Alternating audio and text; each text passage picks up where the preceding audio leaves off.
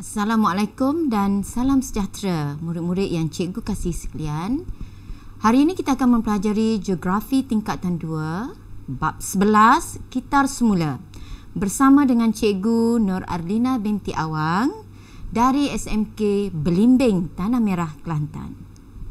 Baiklah murid-murid, kita lihat dahulu sukatan pelajaran isu dan pengurusan alam sekitar yang bertajuk Kitar Semula, di mana di akhir pembelajaran nanti cikgu berharap murid-murid dapat menerangkan elemen kitar semula iaitu 3R, reduce, reuse dan recycle. Seterusnya, murid-murid dapat menghuraikan kepentingan amalan kitar semula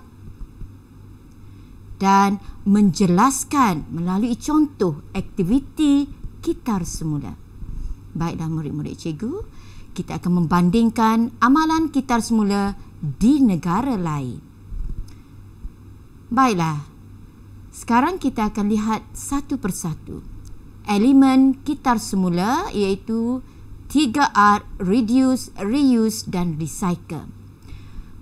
Baiklah murid-murid, sebelum kita meneruskan pembelajaran, adalah elok sekiranya kita berkenalan dahulu apakah yang dimaksudkan dengan kitar semula.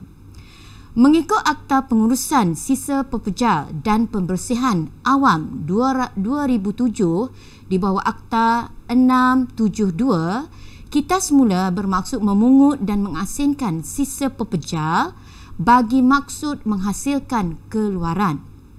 Proses pengolahan bahan yang terbuang untuk menghasilkan barangan yang boleh dihasilkan semula. Apa pula maksud proses kitar semula? Proses kitar semula bermaksud bahan kitar semula akan dibawa ke tapak pengumpulan, diasingkan, dibersihkan dan diproses bagi menghasilkan produk baru. Baiklah murid-murid, kita lihat elemen kitar semula. Elemen kitar semula terdiri daripada 3, iaitu pertama, reduce ataupun kurangkan, iaitu amalan mengurangkan sisa pepejal untuk meminimumkan penggunaan sumber semula jadi, guna sesuatu sumber mengikut keperluan sahaja. Sekarang kita lihat pula reuse. Apa yang dimaksudkan dengan reuse atau guna semula? Iaitu tindakan penggunaan semula barangan secara berulang kali untuk mengurangkan penghasilan sisa dan juga untuk mengelakkan pembaziran. Baiklah murid-murid, kita teruskan, iaitu recycle ataupun kitar semula. Apakah yang dimaksudkan kitar semula? Iaitu amalan mengasingkan barang mengikut jenis untuk menghasilkan produk yang sama jenis atau baharu semula. Ini dapat menjimatkan masa dan memudahkan proses kitar semula. Ya murid-murid, sekarang kita lihat pula kepentingan amalan kitar semula kepada kita dan alam sekitar. Antara kepentingan kitar semula ialah dapat menjana pendapatan negara. Contoh, penggunaan semula sisa makanan boleh menghasilkan baja kompos yang boleh digunakan dalam sektor pertanian. Kepentingan yang berikutnya, murid-murid, ia menjimatkan sumber semula jadi, iaitu contoh boleh yang cikgu bagi ialah penggunaan kertas, paperless. Dengan mengitar semula kertas, kita dapat mengurangkan proses penebangan hutan yang berlaku secara berleluasa. Kepentingan berikutnya, mengurangkan kesan rumah hijau akibat daripada pembebasan asap daripada pembakaran sampah sarap. Dengan adanya kitar semula, perkara tersebut dapat dikurangkan. Seterusnya, iaitu mewujudkan persekitaran yang sihat, bersih dan selesa untuk dihuni oleh manusia sama ada semasa ataupun di masa akan datang. Kepentingan yang terakhir ialah mengurangkan pencemaran air, udara, tanah dan bau. Seterusnya, murid-murid yang cikgu kasihi sekalian, kita lihat pula contoh aktiviti kitar semula yang dilaksanakan di negara kita, Malaysia. Baiklah murid-murid, pertama kita lihat amalan kitar semula di Malaysia dengan menggunakan moto fikir dulu sebelum buang, iaitu melaksanakan amalan 3R. Pertama, recycle, iaitu kitar semula, di mana murid-murid hendaklah menggunakan bungkusan atau bawa bekas makanan sendiri, guna semula botol plastik, menderma pakaian yang elok dan tidak digunakan lagi. Seterusnya, amalan 3R, murid-murid juga boleh guna kedua belah muka surat atau menggunakan email dan WhatsApp, guna tuala ataupun kain untuk ganti tisu, guna beg kertas atau beg biodegradasi. Seterusnya ialah reduce, kurangkan. Murid-murid juga boleh kitar semula surat khabar, kitar semula sisa pertanian atau sisa baki untuk baja tanaman, kitar semula tayar untuk dibuat pasu ataupun kawasan menanam bunga, mengasingkan sisa ke dalam tong sampah semula mengikut kumpulan yang akan kita bincangkan nanti. Baiklah murid-murid, kita lihat hari tanpa beg plastik. Pulau Pinang merupakan negeri pertama yang melaksanakan kempen ini, iaitu pada tahun 2009, di mana bayaran akan dikenakan 20 sen kepada pelanggan yang hendak menggunakan beg plastik. Beg biodegradasi digalakkan untuk menggantikan beg plastik. Tahukah murid-murid apakah yang dimaksudkan dengan biodegradasi? Ya, biodegradasi ialah proses penguraian secara biologi atau semula jadi, di mana beg biodegradasi akan repuk di dalam tanah. Ya, baiklah murid-murid, seterusnya kita lihat pengasingan sisa di punca. Pengasingan sisa pepejar di rumah telah dilaksanakan atau telah diwar-warkan oleh Jabatan Pengurusan Sisa Pepejar pada 1 September 2015. Ia dijalankan secara berperingkat-peringkat. Terdapat 3 langkah cara mengasingkan sisa di punca. Pertama, asingkan mengikut jenis. Yang kedua, simpan sementara dalam bekas yang sesuai. Langkah yang ketiga, diletakkan di tepi tong sampah pada hari kutipan.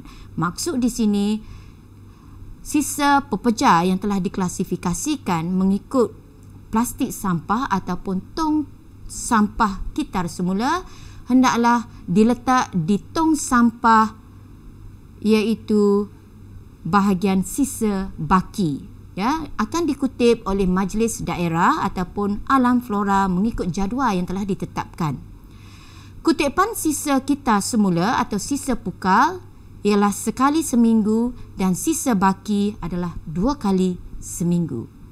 Seterusnya, amalan yang dilaksanakan di negara kita ialah menghantar barangan ke pusat pengumpulan alam flora, majlis perbandaran dan sebagainya, di mana penghantaran barang kita semula ke pusat pengumpulan dapat menjana pendapatan penduduk. Contoh, surat khabar akan dibayar dengan harga 35 sen untuk 1 kilogram dan seterusnya. Seterusnya murid-murid, kita lihat pula membuat baja kompos dari sisa makanan. Apakah yang murid-murid faham tentang baja kompos?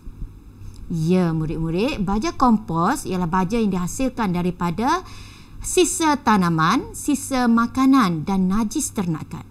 Bahan-bahan ini akan disimpan sehingga merepuk dan ia amat bermanfaat kepada tanaman kerana tidak mengandungi bahan kimia. Contoh, apakah contoh sisa makanan? Iaitu roti lama, donat, uncang teh, kopi, sayur-sayuran, kulit telur, rempah ratus dan sebagainya.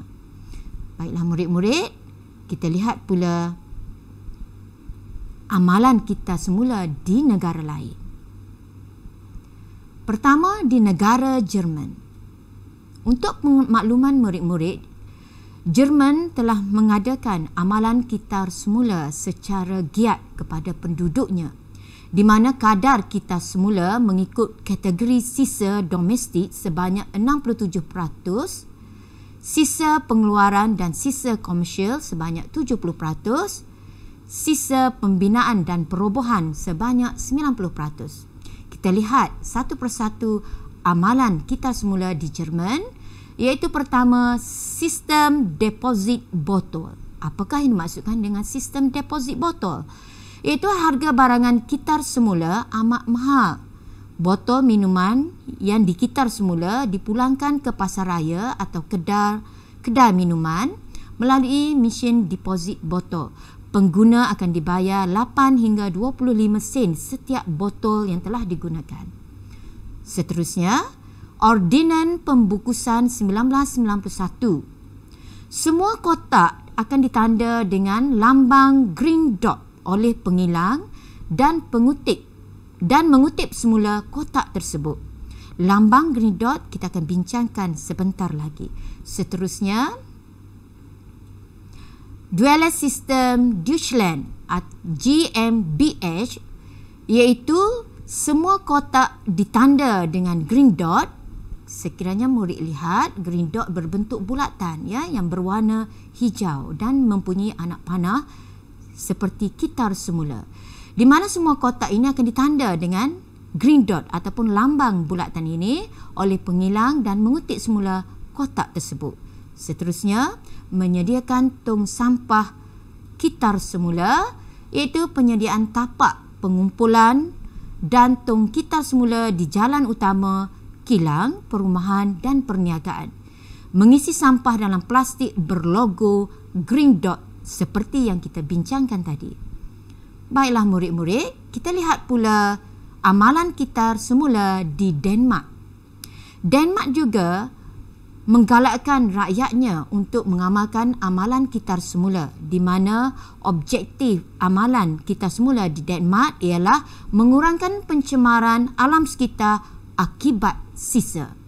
Kita lihat apakah amalan yang Denmark laksanakan, iaitu pertama, program pengembalian deposit. Apa maksudnya murid-murid? Iaitu pengilang diwajibkan bayar deposit kepada kerajaan untuk menghasilkan produk kitar semula. Seterusnya, amalan program Elfert 1999, iaitu program ini menguatkuasa undang-undang dengan menjelaskan jenis-jenis sisa dan menghuraikan cara pihak berkuasa tempatan menguruskan sisa pepejal di kawasan masing-masing. Amalan yang seterusnya iaitu program subsidi. Program subsidi, pihak yang ingin membangunkan teknologi kitar semula akan diberikan bantuan keuangan oleh pihak kerajaan. Berikutnya ialah program cukai hijau, iaitu sisa pepeja yang tidak hancur seperti pembungkus plastik, bateri dan beg plastik akan dikenakan cukai. Amalan yang seterusnya ialah program Waste 21, iaitu menjelaskan secara terperinci cara mengitar semula dengan cekap dan berkesan. Kita lihat pula amalan terakhir kitar semula negara Denmark ialah cukai sisa, iaitu pihak yang hendak melupuskan sebarang jenis sisa akan dikenakan cukai. Baiklah murid-murid, kita lihat pula negara Sweden. Bagaimanakah negara Sweden mengamalkan amalan kitar semula? Iaitu pertama, pencegahan sisa, iaitu penduduk digalakkan memilih makanan yang perlu sahaja untuk mengelakkan pembaziran. Yang kedua, pemulihan tenaga. Sisa tenaga untuk menjana tenaga, iaitu pemanasan rumah. 1 tan sisa buangan dibakar dalam insinerator ataupun dikenali sebagai plant yang menghasilkan 3 megawatt. Berikutnya, guna semula, iaitu guna semula perabot dan pakaian yang masih elok dihantar ke pusat guna semula berkonsepkan membaiki perkongsian dan guna semula. Berikutnya iaitu pelupusan. Sisa buangan domestik akan dikitar semula dan dihantar ke kawasan pemulihan tenaga.